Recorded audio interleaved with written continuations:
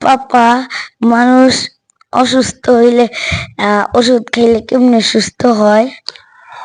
পাপা, ওষুধের কোনো ক্ষমতা নাই। ওষুধ আমরা খাই, আল্লাহ পাক অসুস্থ হইলে চিকিৎসা করতে বলছে, ডাক্তারের শরণাপন্ন হইতে বলছে, এবং ডাক্তার যে ওষুধ লেখে ওষুধগুলো খেতে বলছে। ওষুধের কোনো ক্ষমতা নেই, সকল ক্ষমতা সকল শক্তি আল্লাহ তাআলার হাতে। আল্লাহ পাক যখন যেটাকে হুকুম করে তখন সেটাই হয়ে যায়। আল্লাহ পাকে অসুস্থ দেন, আল্লাহ পাকে সুস্থতা দান করেন। যেমন মুসা আলাইহিস সালামের একবার পেট খারাপ হয়েছে। তো উনি আল্লাহকে জিজ্ঞেস করতেছে, হে আল্লাহ, আমার পেট খারাপ, আমি কি করব এখন? তো আল্লাহ তাআলা বলছে, তুমি ওইরকম একটা গাছের ওখানে যাও, গাছের পাতা নিয়ে গাছের পাতাটা খাও, তুমি সুস্থ হয়ে যাবে। তো মুসা আলাইহিস সালাম ঠিকই গেছে, ওই গাছের পাতা নিয়ে গাছের পাতাগুলো খেয়েছে। খাওয়ার পর আল্লাহর রহমতে সুস্থ হয়ে গেছে। তো এরকম আবার অনেক দিন পর সেম আবার মুসা আলাইহিস সালামের পেট খারাপ হয়েছে।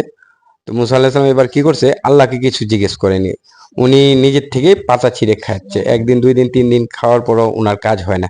তখন আল্লাহকে বলতেছে, হে আল্লাহ, এর আগে আমার যখন অসুস্থ হইলাম, পেট খারাপ হয়েছে আমার, আপনি ওই গাছের পাতা খেতে বলছেন, আমি খাওয়ার পরে আল্লাহর রহমতে সুস্থ হয়ে গেছি।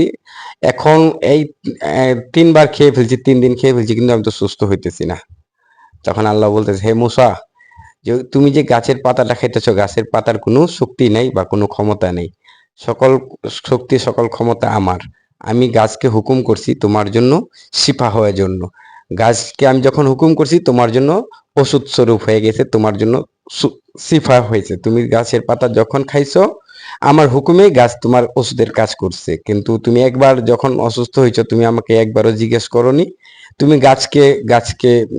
গাছের পাতাকে না বলে তুমি খাইছো। গাছের পাতা বা গাছের বা ওষুধে কোনো প্রকার ক্ষমতা নেই, সকল ক্ষমতা আমার।